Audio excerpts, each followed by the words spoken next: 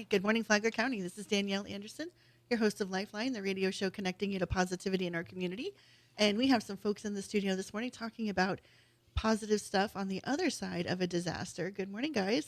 Good morning. Good morning. Good morning. All right. So we have Jonathan Lord, Chris Townsend, and Kelly Steffens in the studio. So I know you guys are super busy. I won't take a ton of your time, but you guys did a really interesting thing, and I happened to catch it on Facebook talking about business continuity.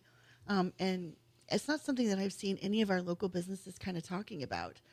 So we really wanted to get into that and talk about, because Chris, you said what a great experience it was for you to get to do it. It was amazing. And it's different. You know, we as a healthcare company are required to have a CEMP registered with the state of Florida with ACA. And hold on now. Now there's a bunch of people out there that don't know what either one true. of those things stand for. What's going on there? So a Certified Emergency Management Plan, or CEMP, is designed to have healthcare facilities react during a crisis to be able to maintain patient continuity of care. And that's what the state is focused on.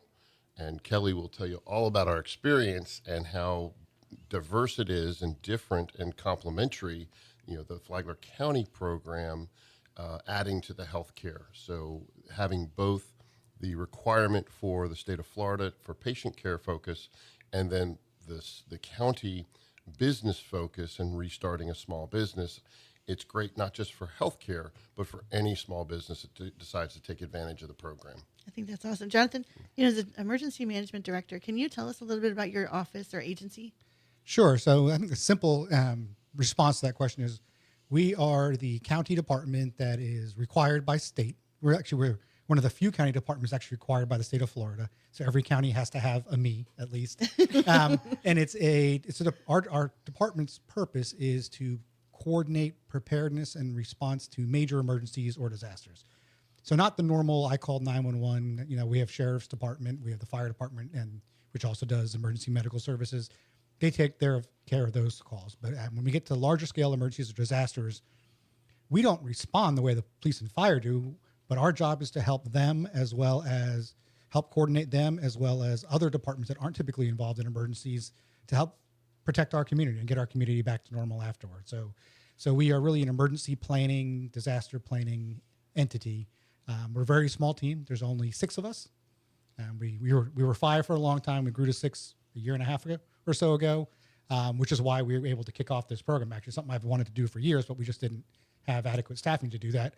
But the business community is a very important part of our community. We're not just residents. We're residents, businesses, and visitors. So when we were able to get some more staffing, we could start reaching into more areas. And the quicker we can, the better we can prepare our community, which includes businesses, the quicker we can get back to normal or even better after disaster. And I think that's interesting because we always think emergency management and we think first responders. I normally don't associate the business community as part of that. No, it's super important. Here's a little story I tell sometimes. A very quick little story is, we tell people to evacuate. Let's use our biggest, most common disaster we have here in our community, which is hurricanes. Right? In a hurricane, we make evacuation decisions, and we say, hey, this part of the community has to evacuate. But it could also be for a wildfire or something else. Right. But hurricanes typically cause the largest kind of evacuations. This part of the community has to evacuate. So when they have to evacuate, businesses shut down. People leave or they go into shelters. Typically, we use schools as shelters. So we put people into schools. Schools have to shut down to allow us to do that.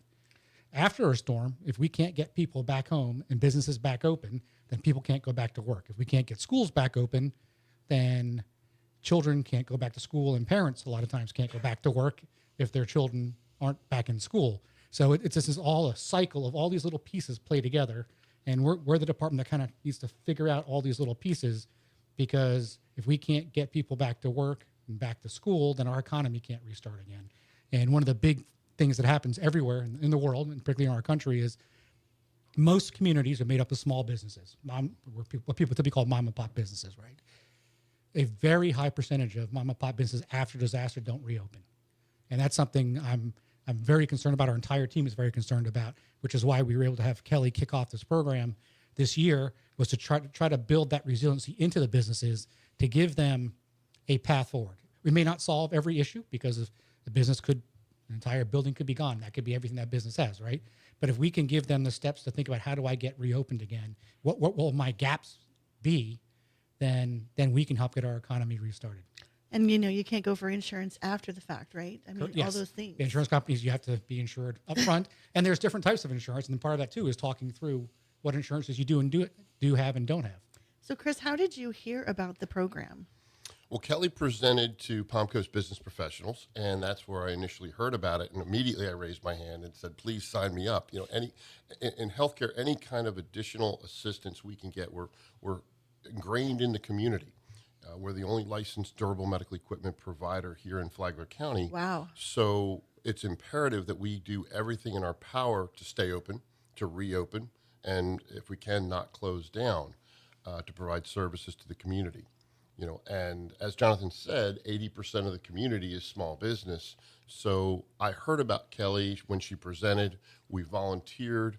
My staff was involved in the program, and part of what comes out of the process is a training for your staff.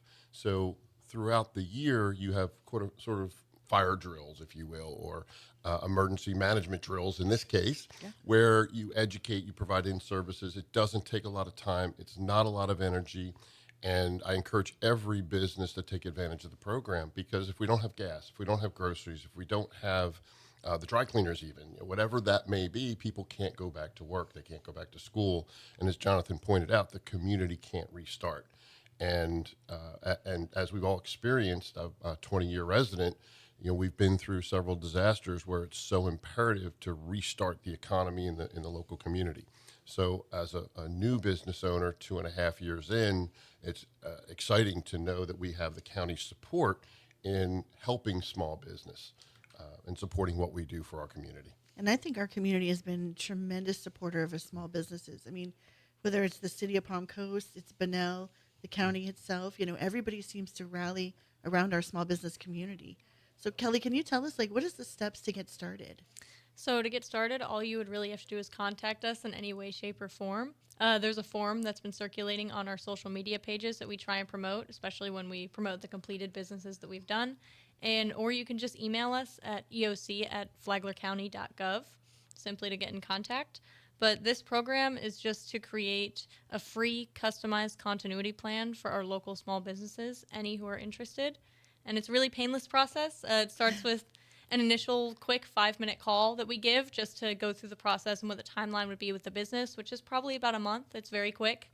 After that initial call, we actually come and we have an initial meeting, about 30 to 45 minutes, preferably at your place of business and in person, but we can also accommodate virtual, which we have already. And then we might send a couple follow-up questions via singular email.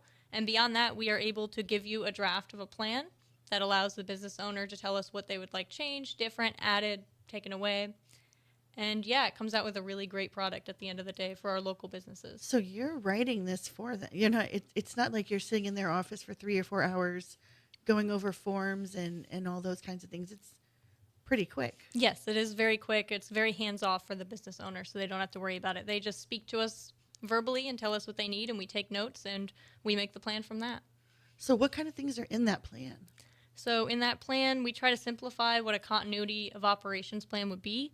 So we include things such as their insurance, like Jonathan said.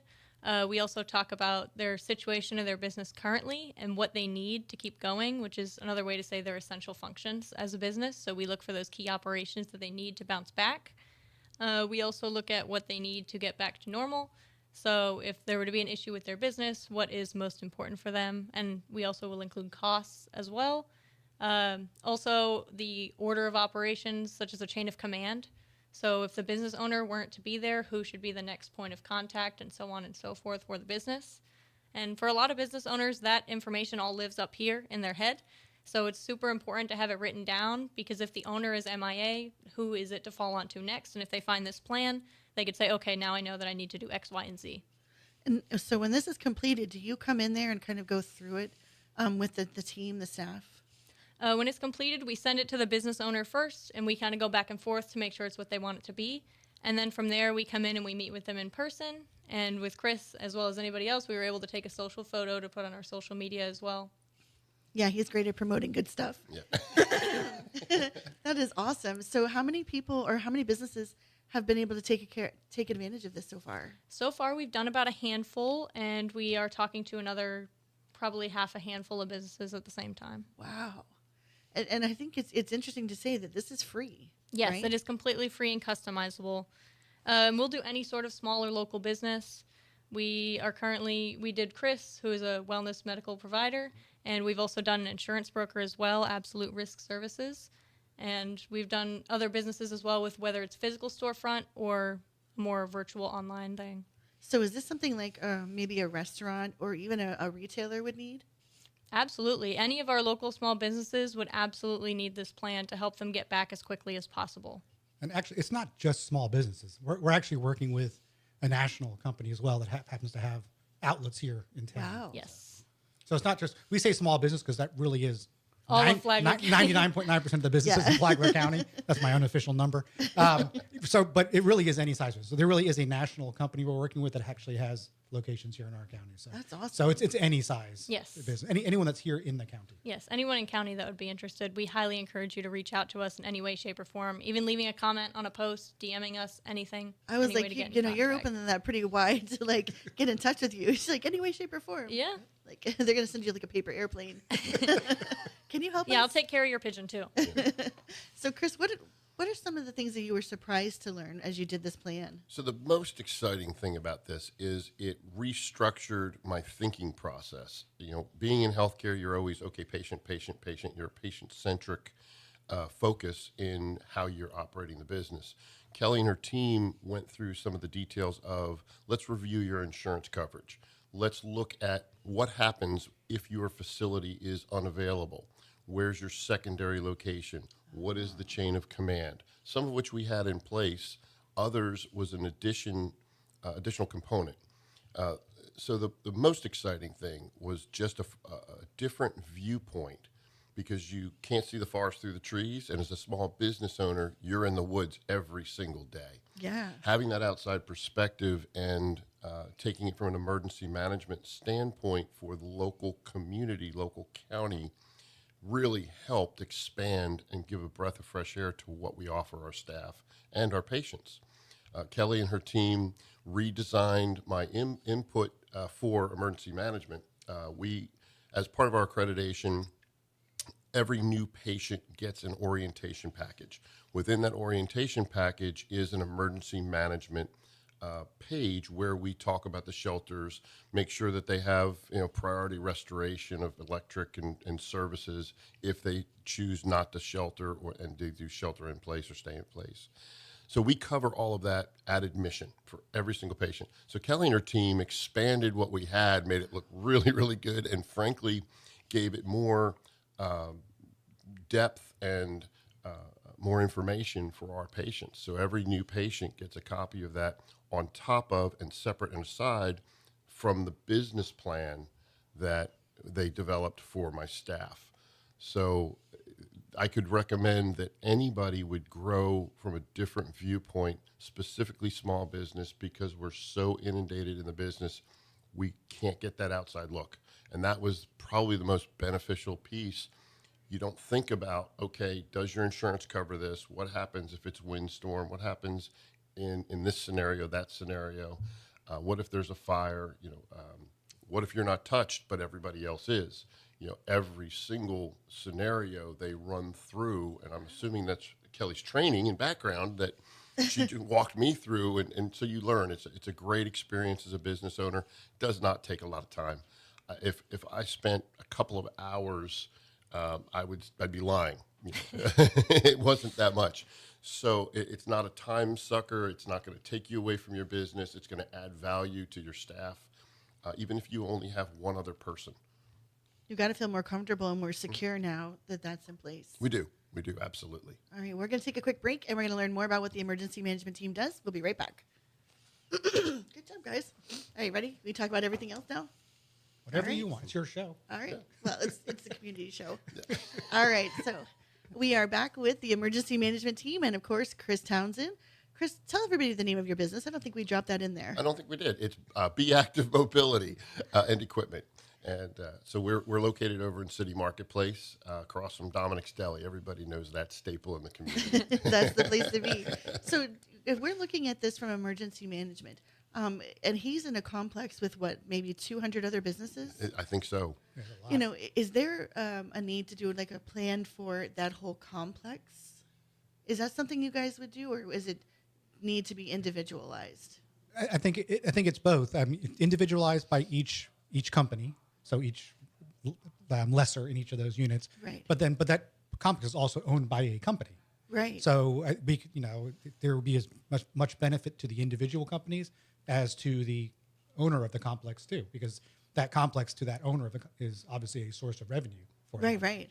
But I mean, even if like some of those complexes have like associations where the businesses are band together, could they be like a staging point for emergency support, or could they be in some way helping during a disaster if they needed to be? Yeah, I think a side benefit of doing this, while this is not the purpose of doing this, the main purpose of doing this is to prepare our business community, right? Yeah. But a side benefit is Kelly and our interns that actually work with Kelly to on this current program is they're learning about the capabilities of businesses in our community, and those little things kind of reside in the back of our heads, right? So if Kelly goes sees company XYZ and we have some kind of weird need in the middle of a disaster, because every disaster is different, every hurricane is different, Right. And sometimes we just get these random things that we've never had to deal with before. And, a little light bulb goes like, hey, wait a minute, so and so's company has these. I know. We a know guy. where. We literally know a guy or a lady, right? We're like, let's pick up the phone and call them, because our community coming back to normal after disaster, or hopefully better afterwards. Even, it's not just government. The term we use is whole community. Yeah. It's government plus the private sector plus residents. It's all of us coming together to get the community back. Government can't do it on its own.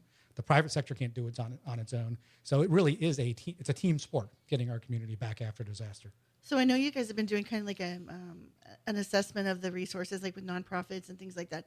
Is there some way that the business community can also let you guys know things that they have available that they could support in advance? Yeah, for sure. I think reaching out the same way. I think going through the process definitely helps, because that's going to take a much deeper dive. Yeah. But even if you're not interested in going through or aren't ready to go through the process at this point in time, just linking back with us saying, hey, we offer this. We don't know if you'll ever need it. But by the way, do you know that we have this in our county? Because every day I learn something about, we actually have a company that sells that or provides this service. A lot of times, because people think of us as a small community, I'd rather call us an entry-level medium community. That's what I say. Not that that's a real term.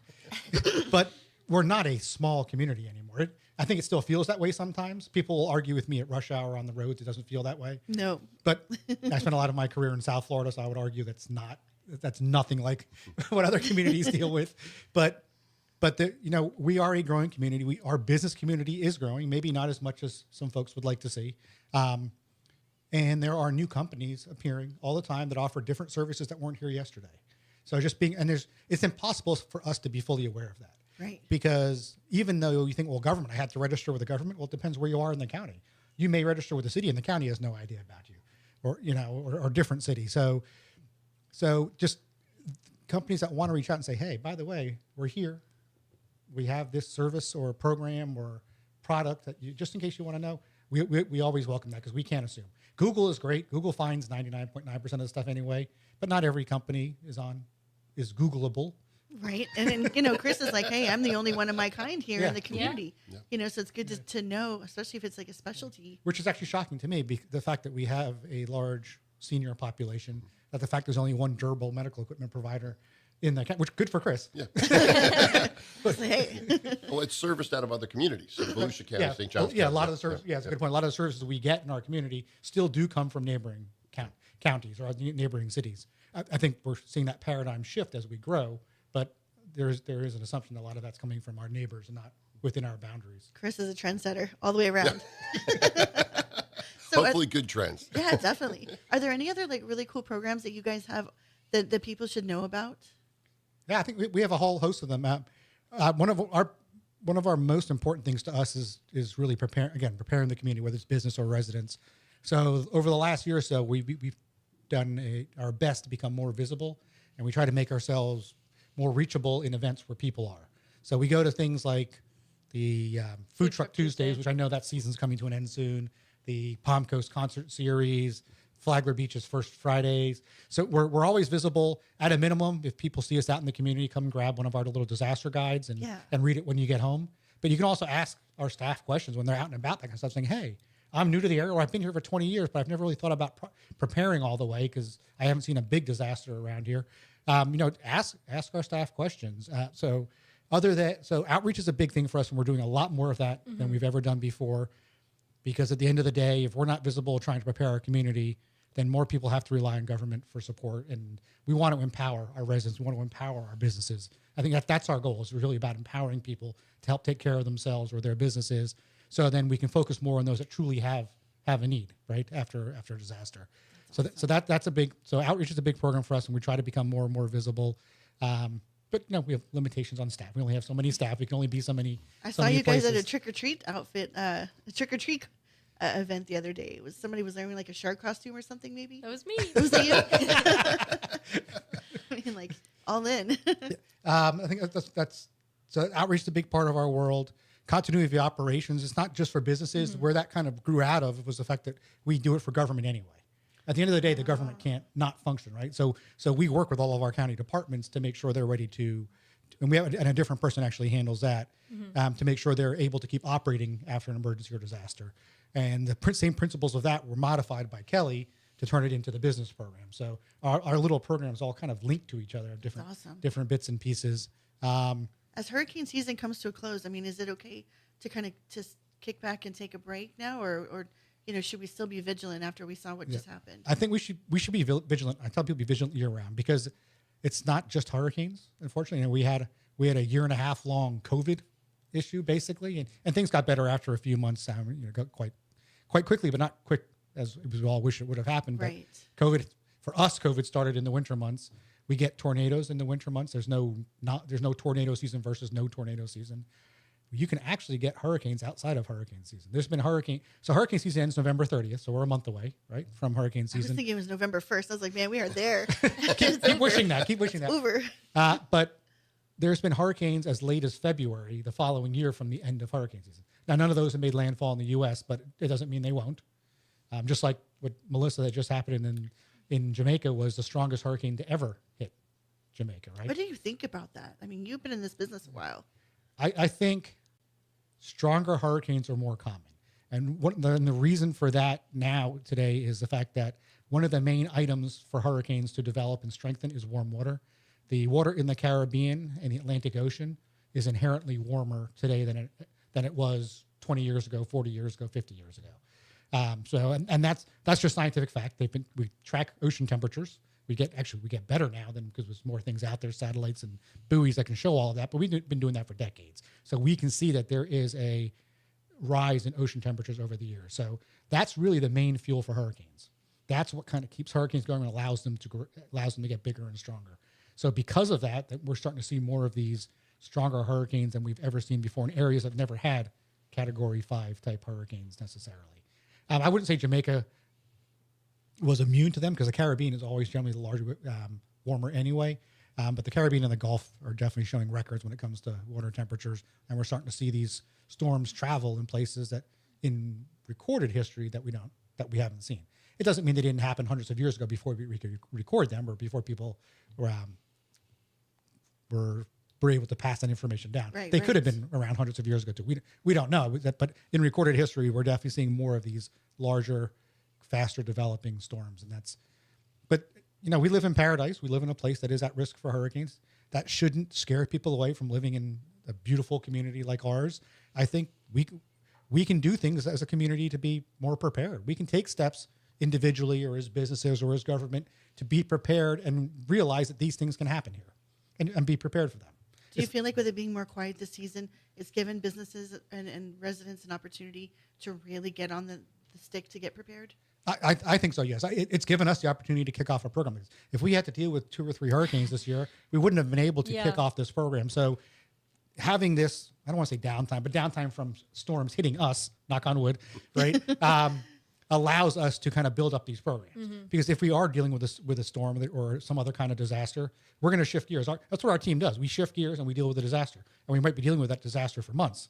And then when the disaster's over, we're going to come back and work on these programs again. Mm-hmm. So, but we build our systems for emergency management to be able to pause these programs and focus on the emergency at hand, and then we go back to them. So the plus is this has given us a year that we've had a chance to build out some of the things on our wish list. And then now, if nothing else, Chris is ready. Yes.